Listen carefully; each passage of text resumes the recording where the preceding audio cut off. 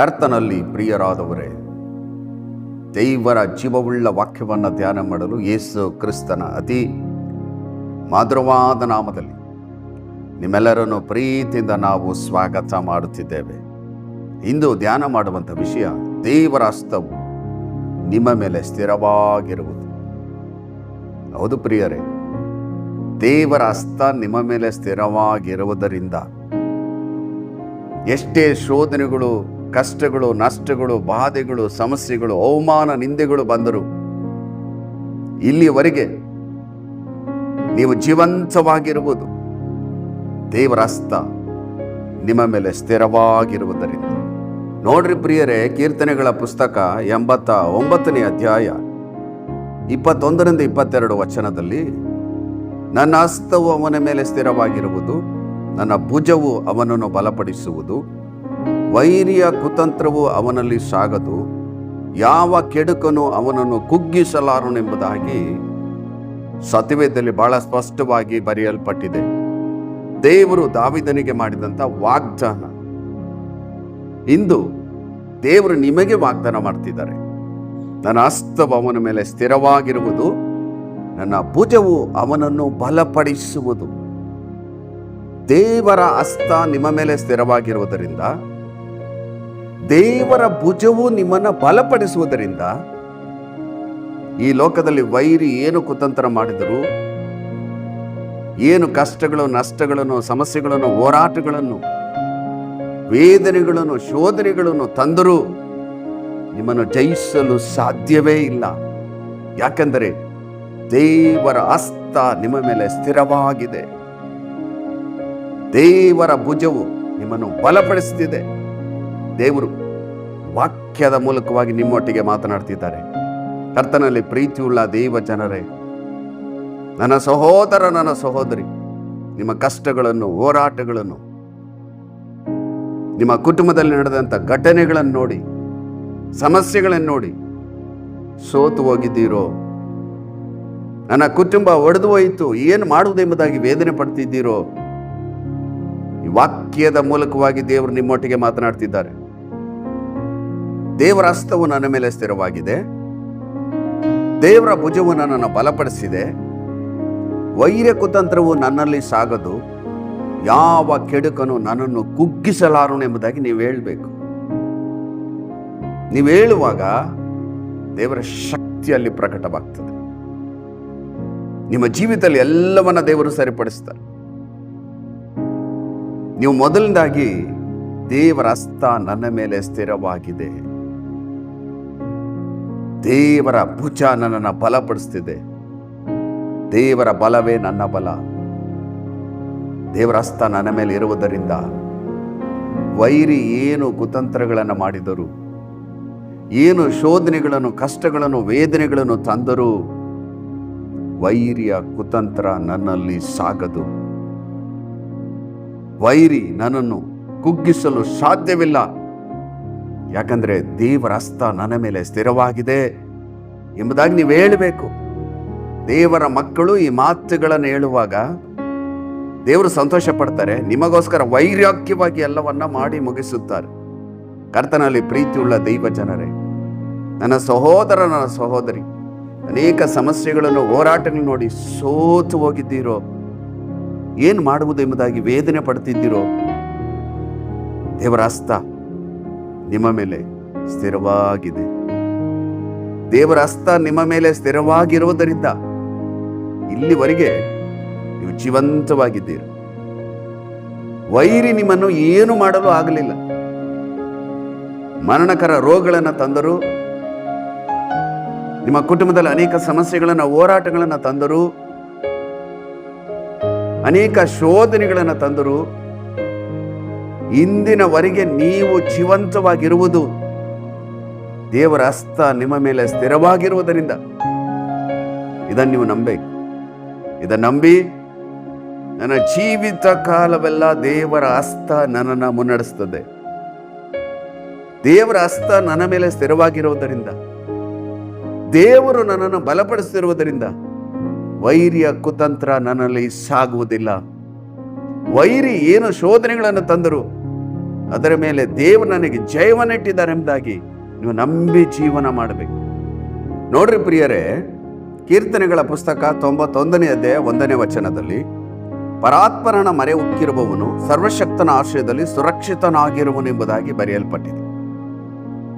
ಪರಾತ್ಪರನ ಮರೆ ಉಕ್ಕಿರುವವನು, ಪರಾತ್ಪರನಾದ ದೇವರನ್ನು ನಂಬಿರುವವನು, ದೇವರ ವಾಕ್ಯದಲ್ಲಿ ನಂಬಿಕೆ ಇಟ್ಟವನು, ದೇವರೊಟ್ಟಿಗೆ ನಡೆಯುವವನು ದೇವರ ಹಸ್ತದ ಕೆಳಗೆ ಸುರಕ್ಷಿತನಾಗಿ ಇರುತ್ತಾನೆಂಬುದಾಗಿ ದೇವರ ವಾಕ್ಯದಲ್ಲಿ ಬರೆಯಲ್ಪಟ್ಟಿದೆ.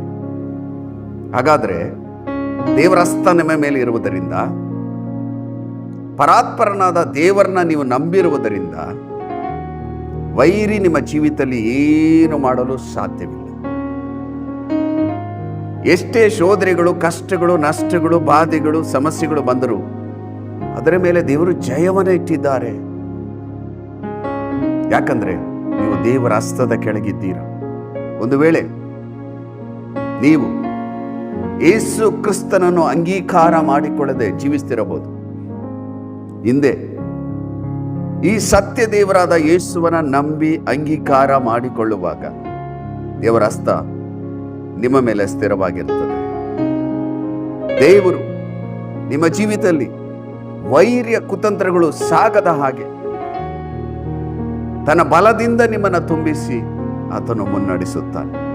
ಕರ್ತನಲ್ಲಿ ಪ್ರೀತಿಯುಳ್ಳ ದೇವ ಜನರೇ, ನನ್ನ ಸಹೋದರ, ನನ್ನ ಸಹೋದರಿ, ದೇವರು ಈ ವಾಕ್ಯಗಳ ಮೂಲಕವಾಗಿ ನಿಮ್ಮೊಟ್ಟಿಗೆ ಮಾತನಾಡ್ತಿರುವಾಗ ನೀವು ಈ ಲೋಕದ ಜೀವಿತವೆಲ್ಲವೂ ದೇವರ ಹಸ್ತ ನನ್ನ ಮೇಲೆ ಸ್ಥಿರವಾಗಿದೆ, ದೇವರ ಭುಜವು ನನ್ನನ್ನು ಬಲಪಡಿಸ್ತಿದೆ, ವೈರ್ಯ ಕುತಂತ್ರಗಳು ನನ್ನಲ್ಲಿ ಸಾಗದು, ಯಾವ ಕೆಡುಕನು ನನ್ನನ್ನು ಕುಗ್ಗಿಸಲಾರನು.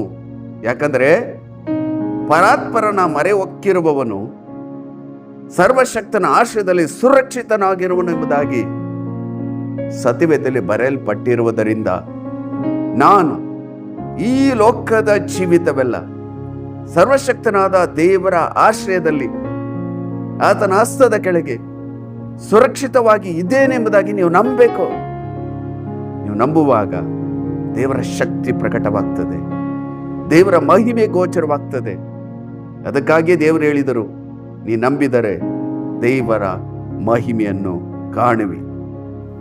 ನೋಡ್ರಿ ಪ್ರಿಯರೇ, ಯೆಶಾಯನ ಪ್ರವಾದನ ಗ್ರಂಥ 41ನೇ ಅಧ್ಯಾಯ 10ನೇ ವಚನದಲ್ಲಿ, ನೀನಂತೂ ಹೆದರಬೇಡ, ನಾನೇ ನಿನ್ನೊಂದಿಗಿದ್ದೇನೆ, ದಿಗ್ಭ್ರಮೆಗೊಳ್ಳದಿರು, ನಾನೇ ನಿನ್ನ ದೇವರು, ನಾನು ನಿನ್ನನ್ನು ಬಲಪಡಿಸ್ತೇನೆ, ಹೌದು ನಿನಗೆ ಸಹಾಯ ಕೊಡುತ್ತೇನೆ, ನನ್ನ ಧರ್ಮದ ಬಲಗೈಯನ್ನು ನಿನಗೆ ಆಧಾರ ಮಾಡುತ್ತೇನೆ ಎಂಬುದಾಗಿ ದೇವರು ವಾಕ್ಯದ ಮೂಲಕವಾಗಿ ನಿಮ್ಮೊಟ್ಟಿಗೆ ಮಾತನಾಡ್ತಿದ್ದಾರೆ.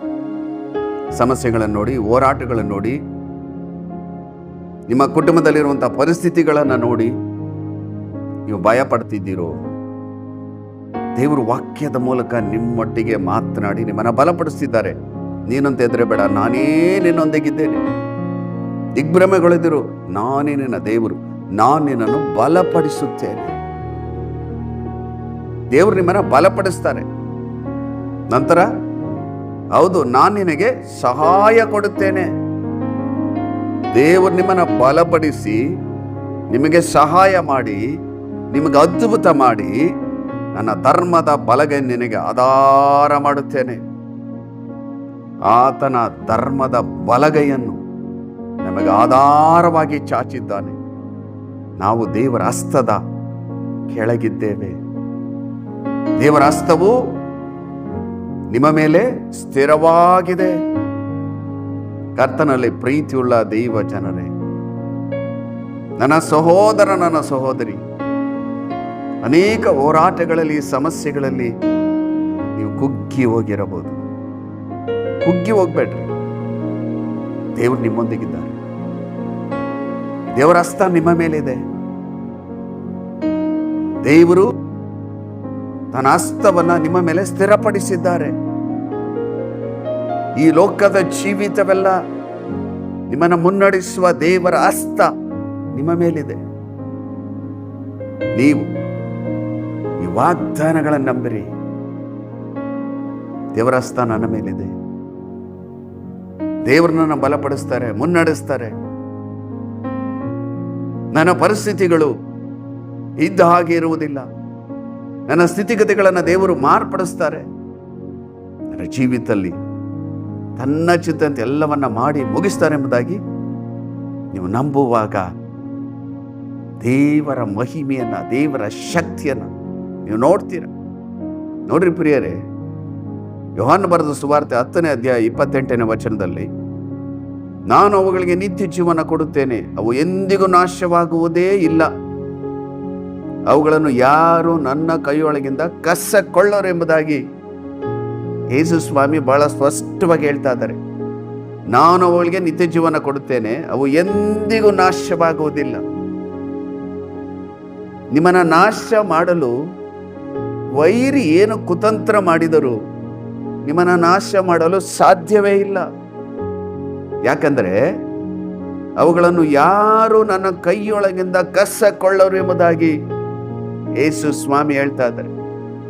ದೇವರ ಹಸ್ತದ ಕೆಳಗೆ ನೀವಿರುವುದರಿಂದ, ದೇವರ ಹಸ್ತದಲ್ಲಿ ನೀವಿರುವುದರಿಂದ ವೈರಿ ಕಸಕೊಳ್ಳಲು, ನಿಮ್ಮನ್ನ ನಾಶ ಮಾಡಲು ಸಾಧ್ಯವಿಲ್ಲ.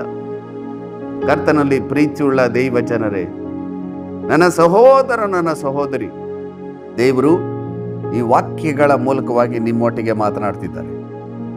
ನಿಮ್ಮನ್ನು ಯಾರು ನನ್ನ ಕೈಯೊಳಗಿಂದ ಕಸಕೊಳ್ಳರು.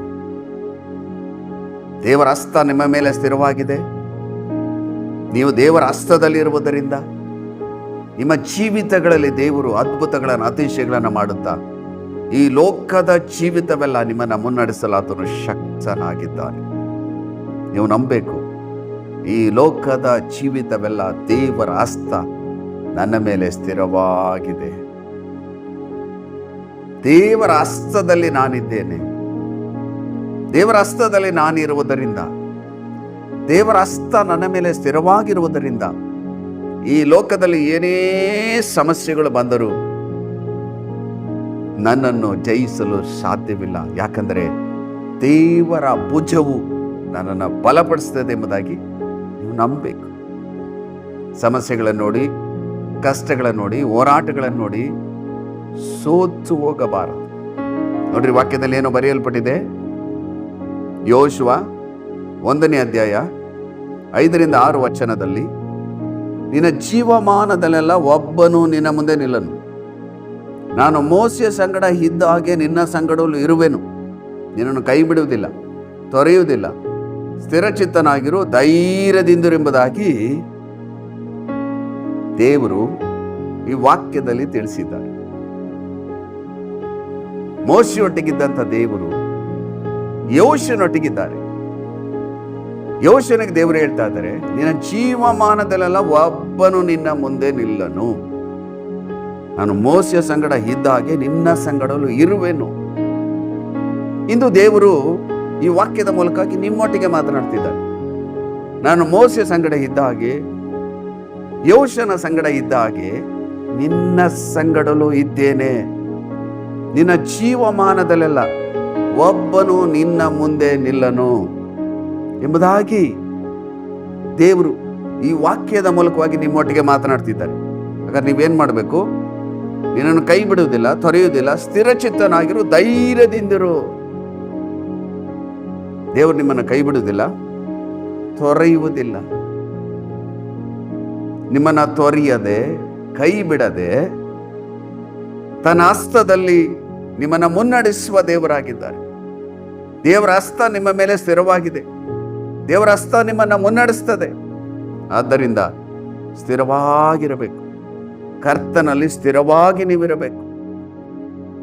ದೇವರನ್ನ ನಡೆಸ್ತಾನೆ ಎಂಬುದಾಗಿ ದೇವರಲ್ಲಿ ನಂಬಿಕೆ ಇಟ್ಟು ಸ್ಥಿರವಾಗಿರಬೇಕು. ಮಾತ್ರವಲ್ಲದೆ ಧೈರ್ಯದಿಂದ ಜೀವನ ಮಾಡಬೇಕು. ದೇವರ ಮಕ್ಕಳು, ದೇವರ ಸೇವಕರು ಧೈರ್ಯದಿಂದ ಇರಬೇಕು. ಭಯಪಡುವಂತ ಅವಶ್ಯಕತೆ ಇಲ್ಲ. ದೇವರೇ ಅದನ್ನೇ ಹೇಳ್ತಾ ಇದ್ದಾರೆ, ಭಯಪಡಬೇಡ್ರಿ, ಧೈರ್ಯವಾಗಿರ್ರಿ, ನಾನು ನಿನ್ನ ಜೊತೆಲಿದ್ದೇನೆ, ನನ್ನ ಹಸ್ತ ನಿನ್ನ ಮೇಲಿದೆ, ನಾನು ನಿನ್ನನ್ನು ಮುನ್ನಡೆಸ್ತೇನೆ. ಈ ಲೋಕದ ಜೀವಿತವೆಲ್ಲ ನಿನ್ನ ಅಗತ್ಯತೆಗಳನ್ನು ಪೂರೈಸುತ್ತಾ, ನಿನಗೆ ಬರುವಂತಹ ಶೋಧನೆಗಳ ಮೇಲೆ, ಹೋರಾಟಗಳ ಮೇಲೆ ಜಯವನ್ನು ಕೊಡುತ್ತಾ ಈ ಲೋಕದ ಜೀವಿತವೆಲ್ಲ ನಿನ್ನನ್ನು ಮುನ್ನಡೆಸ್ತೇನೆ ಎಂಬುದಾಗಿ ದೇವರು ವಾಕ್ಯದ ಮೂಲಕ ನಿಮ್ಮೊಟ್ಟಿಗೆ ಮಾತನಾಡ್ತಿದ್ದಾರೆ. ಕರ್ತನಲ್ಲಿ ಪ್ರೀತಿಯುಳ್ಳ ದೈವ ಜನರೇ, ನನ್ನ ಸಹೋದರ, ನನ್ನ ಸಹೋದರಿ, ನೀವು ಸೋತು ಹೋಗಿದ್ದೀರೋ, ವೇದನೆ ಪಡ್ತಿದ್ದೀರೋ, ನೊಂದು ಹೋಗಿದ್ದೀರೋ, ನನ್ನ ಕುಟುಂಬದಲ್ಲಿ ಇದೆಲ್ಲ ಯಾಕೆ ನಡೀತಿ ಎಂಬುದಾಗಿ ಅದನ್ನೇ ನೆನೆಸಿ ನೆನೆಸಿ ಕೊರಗುತ್ತಿದ್ದೀರೋ, ಹಳೆಯ ಸಂಗತಿಗಳನ್ನು ಮರೆತು ಬಿಡ್ರಿ. ದೇವರು ಹೊಸ ಕಾರ್ಯಗಳನ್ನು ಮಾಡ್ತಾರೆ. ದೇವರ ಹಸ್ತ ನಿಮ್ಮ ಮೇಲೆ ಸ್ಥಿರವಾಗಿದೆ. ದೇವರ ಹಸ್ತ ನಿಮ್ಮನ್ನು ಮುನ್ನಡೆಸ್ತದೆ. ವೈರ್ಯ ಕುತಂತ್ರ ಸಾಗದು. ಯಾವ ಕೆಡುಕನು ಅವನ ಕುಗ್ಗಿಸಲಾರನು ಎಂಬುದಾಗಿ ದೇವರು ಹೇಳಿದ ಮೇಲೆ ಭೂಮಿ ಆಕಾಶಗಳು ಅಳಿದು ಹೋದರೂ ಆತನ ಮಾತುಗಳು ಅಳಿದು ಹೋಗೋದಿಲ್ಲ. ನನ್ನ ಜೀವಿತದಲ್ಲಿ ಪ್ರಾರಂಭ ಮಾಡಿದ ದೇವರು ಅದನ್ನು ಮುಗಿಸ್ತಾನೆ. ಯಾಕಂದರೆ ದೇವರು ಮೊದಲನೆಯವನು, ಕೊನೆಯವನು, ಪ್ರಾರಂಭವೂ ಸಮಾಪ್ತಿಯು, ಆದಿಯು ಅಂತ್ಯವೂ, ಅಲ್ಪವೂ ಒಮೇಘವಾಗಿರುವ ದೇವರು ನಿಮ್ಮ ಜೀವಿತದಲ್ಲಿ ಎಲ್ಲವನ್ನ ಮಾಡಿ ಮುಗಿಸಲು ಶಕ್ತನಾಗಿದ್ದಾನೆ. ನೀವು ಒಂದನ್ನು ನಂಬಿ ಧೈರ್ಯದಿಂದಿರಬೇಕು. ದೇವರ ಹಸ್ತ ನನ್ನ ಮೇಲೆ ಸ್ಥಿರವಾಗಿದೆ. ದೇವರು ನನ್ನನ್ನು ಬಲಪಡಿಸಿ ನನ್ನನ್ನು ಮುನ್ನಡೆಸ್ತಾರೆ ಎಂಬುದಾಗಿ ನೀವು ಧೈರ್ಯದಿಂದ ಜೀವನ ಮಾಡಬೇಕು. ನೋಡ್ರಿ ಪ್ರಿಯರೇ, ಧರ್ಮೋಪದೇಶ ಕಂಡ 31ನೇ ಅಧ್ಯಾಯ 6ನೇ ವಚನದಲ್ಲಿ, ನೀವು ಶೂರರಾಗಿ ಧೈರ್ಯದಿಂದಿರ್ರಿ, ಅವರಿಗೆ ಅಂಜಬೇಡಿರಿ, ಕಳವಳ ಪಡಬೇಡಿರಿ. ನಿಮ್ಮ ದೇವರಾದ ಯೆಹೋವನೇ ನಿಮ್ಮ ಸಂಗಡ ಇರುತ್ತಾನಲ್ಲ, ಆತ ನಿಮ್ಮನ್ನು ಕೈ ಬಿಡುವುದಿಲ್ಲ, ಅಪಜಯಕ್ಕೆ ಗುರಿಪಡಿಸುವುದೇ ಇಲ್ಲ ಎಂದು ಹೇಳಿದನೆಂಬುದಾಗಿ ವಾಕ್ಯದಲ್ಲಿ ಬರೆಯಲ್ಪಟ್ಟಿದೆ. ಮೋಶೆ ಯೋಷನಿಗೆ ಹೇಳ್ತಾ ಇದ್ದಾರೆ. ಇಂದು ಈ ವಾಕ್ಯದ ಮೂಲಕವಾಗಿ ದೇವರು ನಿಮ್ಮೊಟ್ಟಿಗೆ ಮಾತನಾಡ್ತಿದ್ದಾರೆ. ನೀವು ಶೂರರಾಗಿ ಧೈರ್ಯದಿಂದ ಇರಬೇಕು. ಅವರಿಗೆ ಅಂಜಬೇಡ್ರಿ. ಸಮಸ್ಯೆಯನ್ನು ನೋಡಿ, ಕಷ್ಟಗಳನ್ನು ನೋಡಿ, ಹೋರಾಟಗಳನ್ನು ನೋಡಿ ಅಂಜಬೇಡ್ರಿ, ಕಳವಳ ಪಡಬೇಡ್ರಿ. ನಿಮ್ಮ ದೇವರಾದ ಯೆಹೋವನು ನಿಮ್ಮ ಸಂಗಡ ಇರುತ್ತಾನಲ್ಲ, ಆತ ನಿಮ್ಮನ್ನು ಕೈ ಬಿಡುವುದೇ ಇಲ್ಲ, ಅಪಜಯಕ್ಕೆ ಗುರಿಪಡಿಸುವುದೇ ಇಲ್ಲ. ನೀವು ಹೇಳಬೇಕು, ದೇವನನ್ನ ಕೈ ಬಿಡುವುದೇ ಇಲ್ಲ, ಅಪಜಯಕ್ಕೆ ಗುರಿಪಡಿಸುವುದೇ ಇಲ್ಲ. ನನ್ನ ಜೀವಿತದಲ್ಲಿ ಜಯದ ಮೇಲೆ ಜಯವನ್ನು ಅನುಗ್ರಹಿಸಿಕೊಡ್ತಾರೆ. ಆತನು ಸೋತವನಿಗೆ ತ್ರಾಣವನ್ನು, ನಿರ್ಬಲನಿಗೆ ಬಹುಬಲವನ್ನು ಅನುಗ್ರಹಿಸಿಕೊಡ್ತಾರೆ. ಕರ್ತನಲ್ಲಿ ಪ್ರೀತಿಯುಳ್ಳ ದೈವ ಜನರೇ, ನನ್ನ ಸಹೋದರ, ನನ್ನ ಸಹೋದರಿ, ದೇವರು ಇಂದು ಈ ವಾಕ್ಯದ ಮೂಲಕವಾಗಿ ನಿಮ್ಮೊಟ್ಟಿಗೆ ಮಾತನಾಡ್ತಿದ್ದಾರೆ. ದೇವರ ಹಸ್ತವು ನಿಮ್ಮ ಮೇಲೆ ಸ್ಥಿರವಾಗಿದೆ. ದೇವರ ಹಸ್ತ ನಿಮ್ಮನ್ನು ಮುನ್ನಡೆಸ್ತದೆ. ದೇವರು ನಿಮಗೆ ಸಹಾಯ ಮಾಡ್ತಾರೆ. ವೈರ್ಯ ಕುತಂತ್ರ ನಿಮ್ಮಲ್ಲಿ ಸಾಗದು. ವೈರಿ ಏನು ಕುತಂತ್ರಗಳನ್ನು ಮಾಡಿದರು, ಶೋಧನೆಗಳನ್ನು, ವೇದನೆಗಳನ್ನು, ಕಷ್ಟಗಳ ನಷ್ಟಗಳನ್ನು ತಂದರೂ ನಿಮ್ಮನ್ನು ಜಯಿಸಲು ಸಾಧ್ಯವಿಲ್ಲ. ಯಾಕಂದರೆ ಸರ್ವವನ್ನು ಉಂಟು ಮಾಡಿದ ಸರ್ವಶಕ್ತನಾದ ದೇವರು, ಮಹೋನ್ನತ ದೇವರು ಯೇಸು ಕ್ರಿಸ್ತನು ನಿಮ್ಮ ಜೊತೆಯಲ್ಲಿದ್ದಾರೆ. ಆತನ ಹಸ್ತ ನಿಮ್ಮ ಮೇಲೆ ಸ್ಥಿರವಾಗಿದೆ. ವಾಕ್ಯವನ್ನ ಕೇಳಿಸಿಕೊಡಂತ ನೀವು ಧೈರ್ಯದಿಂದ ಸಂತೋಷವಾಗಿ ಜೀವನ ಮಾಡ್ರಿ. ದೇವರ ಹಸ್ತ ನನ್ನ ಮೇಲಿದೆ. ದೇವರ ಭುಜವು ನನ್ನ ಬಲಪಡಿಸ್ತಿದೆ. ನಾನು ಈ ಲೋಕದಲ್ಲಿ ಜಯದ ಮೇಲೆ ಜಯವನ್ನು ಹೊಂದಿಕೊಳ್ತೇನೆ. ದೇವರು ಅದ್ಭುತಗಳ ಮೇಲೆ ಅದ್ಭುತಗಳನ್ನು ನನ್ನ ಜೀವಿತದಲ್ಲಿ ಮಾಡ್ತಾರೆ. ಹಳೆಯ ಸಂಗತಿಗಳನ್ನು ಮರೆತು ಬಿಡ್ತೇನೆ. ದೇವರು ಹೊಸ ಕಾರ್ಯಗಳು ನನ್ನ ಜೀವಿತದಲ್ಲಿ ಮಾಡ್ತಾರೆ ಎಂಬುದಾಗಿ ನೀವು ನಂಬಬೇಕು. ನಂಬಿ ಆತನ ಸ್ತುತಿಸಬೇಕು, ಆತನನ್ನ ಘನಪಡಿಸಬೇಕು. ಆತನ ಸನ್ನಿಧಿಯಲ್ಲಿ ಪ್ರಾರ್ಥನೆ ಮಾಡಿ ನಂಬಿಕೆಯಿಂದ ಕಾದಿರುವಾಗ ದೇವರು ನಿಮ್ಮ ಜೀವಿತದಲ್ಲಿ ಏರಳುವಂಥ ಆಶೀರ್ವಾದಗಳನ್ನು ಅನುಗ್ರಹಿಸಿ ಕೊಡ್ತಾನೆ. ಬನ್ನಿ ಪ್ರಿಯರೇ, ನಿಮಗೋಸ್ಕರ ಪ್ರಾರ್ಥಿಸುತ್ತೇನೆ.